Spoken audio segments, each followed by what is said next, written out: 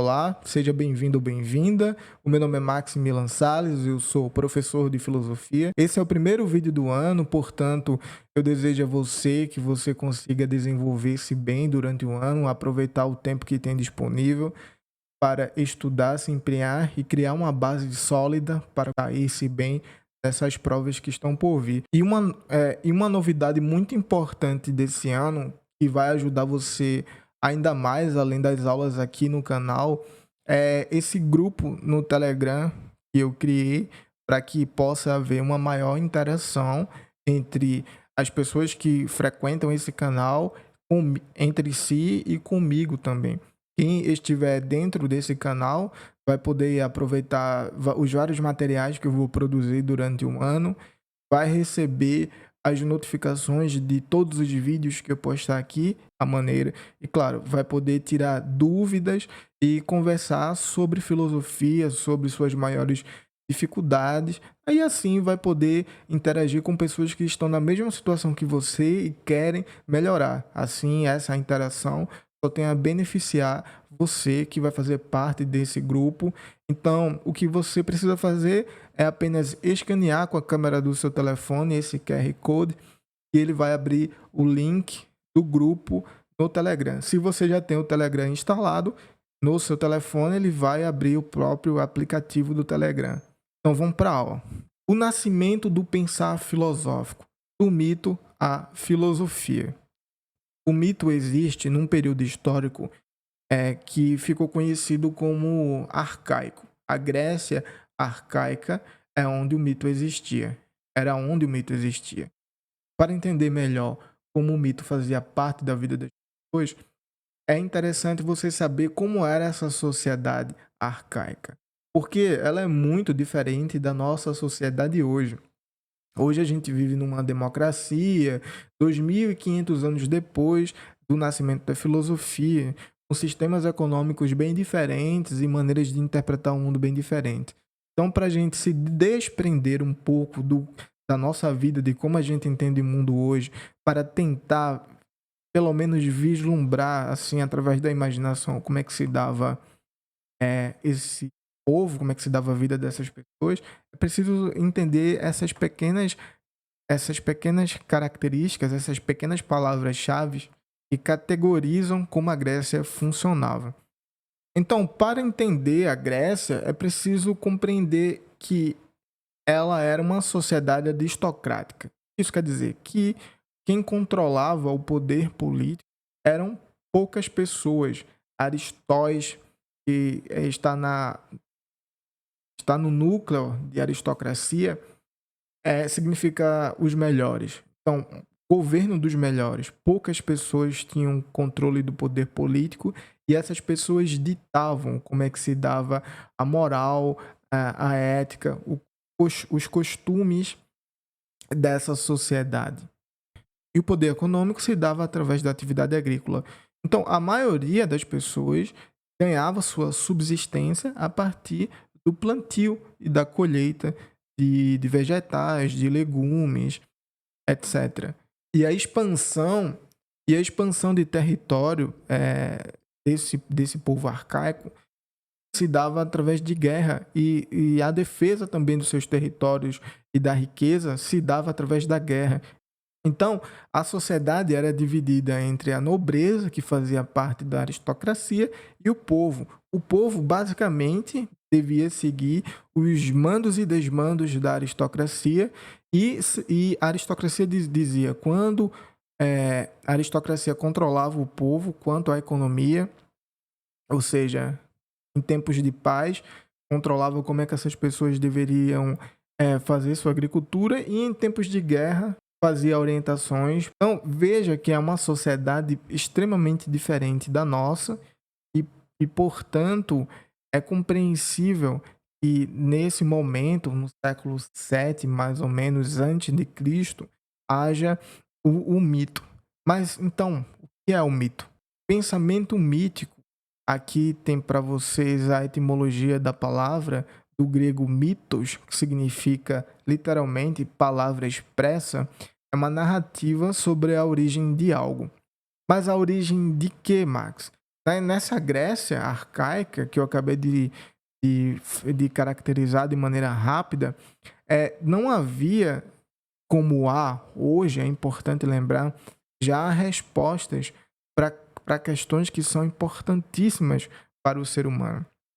Então, quando se perguntava qual é a origem do mundo, como é que a natureza funciona, ou seja, por que chove, por que existem raios, por que existe a maré, por que faz calor, esse funcionamento que também são esses processos naturais, porque existe o dia, porque existe a noite, porque as estrelas giram, porque as constelações mudam, de onde nós viemos, quem são os nossos predecessores e quais são os nossos valores, ou seja, do ponto de vista ético e moral, como é que um ser humano deve agir, o que significa uma boa ação, o que significa uma má ação. Então veja que são perguntas que hoje em dia nós também lidamos com elas. A explicação da natureza, a explicação de como o ser humano deveria se comportar, não está no próprio mundo, ou seja, não está na própria natureza, entendida como tudo isso que nos cerca, os objetos, a própria terra como natureza. Está em algo além e que não podemos alcançar.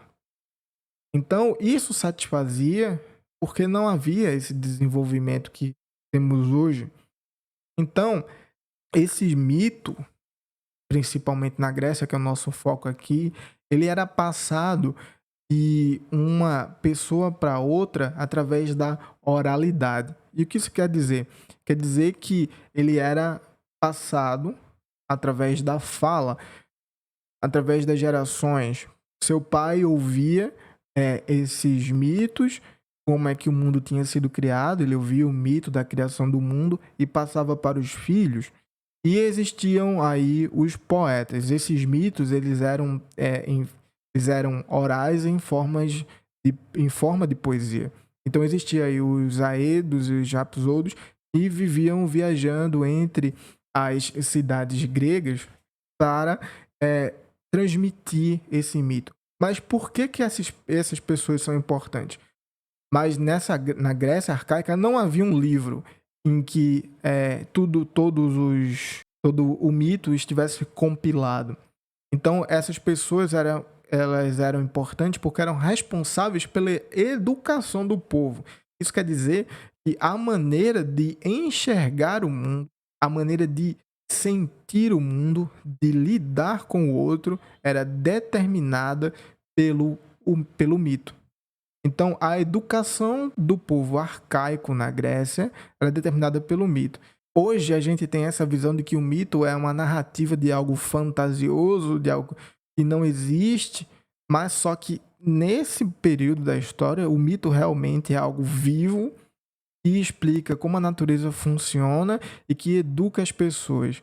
Então, ele tem essa importância e essas duas pessoas que vocês estão vendo aqui, o Hesíodo e o Homero, são importantíssimos, porque não foram eles que criaram os mitos.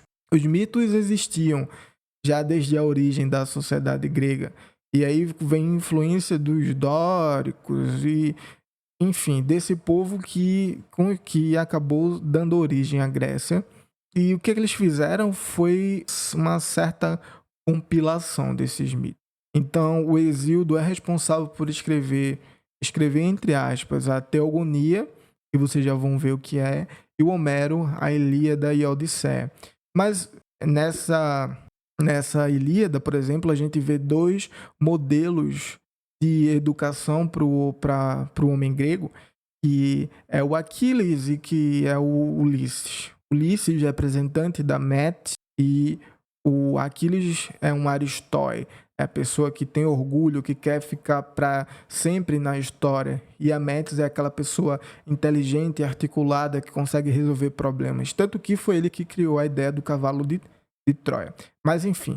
E o Hesíodo que narra aí a origem dos deuses. Então, aqui eu trago para vocês um trecho da Teogonia em que Hesíodo narra a origem dos deuses primordiais. E aí eu vou ler, e se você puder ler junto também, seria interessante. Então ele diz assim: Terra primeiro pariu igual a si mesma, céu constelado, para cercá-la toda ao redor e ser aos deuses venturosos sede resvalável sempre.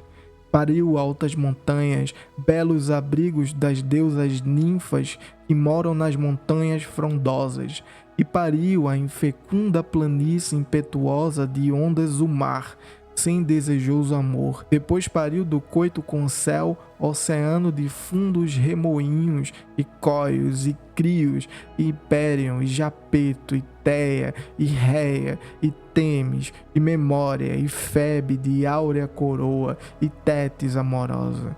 E após, com ótimas armas, Crono de curvo pensar, filho o mais terrível, detestou o florescente pai. Então, aqui há a narração de Hesíodo do nascimento, por exemplo, de Cronos, que é o titã que representa o tempo. E é muito interessante ver isso para vocês entenderem que a vida do homem grego e da mulher grega era determinada por esse tipo de poema narrativo e explicativo de tudo que existia na natureza. Então, para resumir isso de maneira mais rápida, antes da existência dos deuses, o que existia era uma única divindade, chamada de Caos. E o caos era o vazio inicial. Não existia nada antes de caos. E esse caos é responsável por dar origem a essas divindades. Então, a origem das divindades vem a partir do vazio. O que significa uma teogonia de Hesíodo, por exemplo? Olhando para a etimologia da palavra, a gente sabe que Theos significa Deus, que Gonos, origem. Então, quando Hesíodo escreve uma teogonia, ele escreve sobre a genealogia dos deuses. Portanto, o trecho que a gente leu foi justamente isso. Como é que os titãs vieram a ser? E aí ele continua narrando, só que eu não posso ler tudo aqui. E então, existe também outro termo muito importante quando se vai falar de mito, que é a cosmogonia. Cosmos é outro conceito importantíssimo que você precisa ficar atento. Significa o mundo ordenado e organizado. E o gonos, origem. Então, cosmogonia é o nascimento da organização do mundo. Mas perceba como isso aqui é importante. A cosmogonia é a organização do mundo a partir dos deuses, a partir da existência dos deuses primordiais. Então, quando eles perguntam o que é que organiza o nosso universo, e dessa organização dá origem a todas as coisas que nós conhecemos, a resposta é os deuses. Algo que está fora da própria natureza é causa disso tudo que a gente vive. Então, existe uma causalidade, sim, na mitologia grega, mas essa causalidade tem como a resposta os deuses. Então, uma cosmogonia é a saída do caos, do vazio, para a organização de todo o universo a partir da explicação e do recurso a divindades que estão fora da própria natureza, mas que influenciam a vida do homem comum. E esses deuses que são mais conhecidos, como Zeus, por exemplo, como Poseidon, eles são deuses antropomórficos. Então, eles têm características do próprio grego arcaico. Então, esses deuses, eles possuem paixões. Eles têm raiva, eles têm amor, e a ação desses deuses acaba gerando os conflitos históricos que esse povo experiencia. Então, pequenos atos dos deuses é que vão causando o desenvolvimento da história desse povo e vai causando a sua vida. Então, não tem como fugir da percepção de que os deuses realmente existem se eles explicam tudo que você vivencia. E como analogia a essa explicação, imagine que você vive numa ilha e você não consegue ver as bordas da ilha. Então você não sabe que você vive em uma ilha. Então você não sabe que você está, por exemplo, cercado do mar, que você, em certo sentido, está limitado. Você não sabe que vive numa ilha. Até o momento que você sai da ilha. Quando você sai da ilha, você consegue enxergar a ilha que você vivia. Então é justamente isso que acontece com esse povo arcaico, da Grécia arcaica. Eles não sabiam que o mito que eles seguiam, que orientava a sua vida, era apenas mais um mito. Portanto, para eles esse mito era absoluto e explicava tudo e precisava simplesmente ser aceito e não poderia de maneira nenhuma ser questionado, porque aí você questionaria o próprio fundamento da existência da sua vida. Então, só que a história avança, o tempo não para, e aí mudanças históricas começam a acontecer. E essas mudanças são tão importantes, mas são tão importantes que são responsáveis pelo surgimento da filosofia. E elas precisam estar aqui, vocês precisam conhecer essas mudanças. A primeira é a importância do comércio. Depois, essa importância do comércio acaba gerando o aparecimento da moeda, essas viagens e contato com outros povos. Então, eu não sei se vocês sabem, mas o primeiro filósofo que Aristóteles na metafísica chama, os que primeiro filosofaram, é Tales de Mileto. E Tales de Mileto, ele não vivia, por exemplo, em Atenas.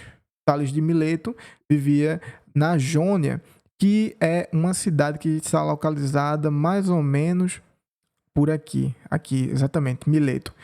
E Mileto era uma cidade portuária.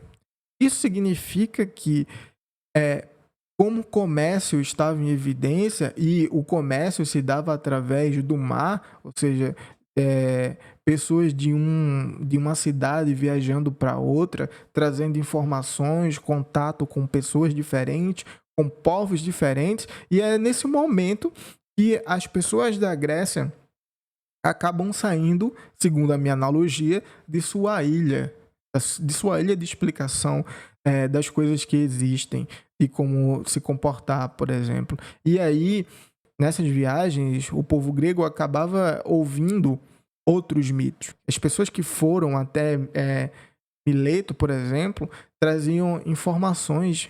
E essas informações eram como elas explicavam as mesmas questões através de outros mitos. Então, e isso tem como força motriz a existência do comércio, porque não há mais essa expansão através da guerra, mas a partir da troca. E essa troca gera a necessidade de se criar uma moeda. E essa moeda já é um passo a mais na abstração, na capacidade de abstrair do ser humano. Então, esse conjunto de mudanças e transformações históricas e sociais faz com que o povo arcaico comece a dar um passo cada vez mais longo, cada vez mais afastado da sua própria mitologia e vê-la como apenas mais uma mitologia e não como a explicação única que deve ser aceita a todo custo. Essas transformações históricas e sociais, ao mesmo tempo que afasta o povo da Grécia arcaica do seu mito absoluto, aproxima ele de outra maneira de pensar, abre aí uma possibilidade para compreender essas questões de maneiras distintas.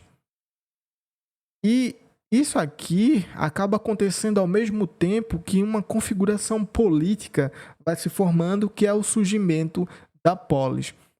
Então, quando a polis começa a nascer, a se configurar, a ágora, que é aquele centro de debate, características vão sendo deixadas de lado e outras vão ganhando relevância. E uma que ganha relevância é a importância do diálogo, do discurso, para provar e para sustentar suas ideias. Mas E nesse canal aqui já tem um vídeo sobre o mesmo tema e eu dei uma ênfase muito grande no surgimento da polis em relação ao nascimento da filosofia. E quem quiser ver essa característica, eu vou deixar o vídeo aqui na descrição, vou deixar o vídeo aqui no card e dá uma olhada da metade do vídeo para o final, que tem essa explicação. Aqui eu vou focar mais em outras características.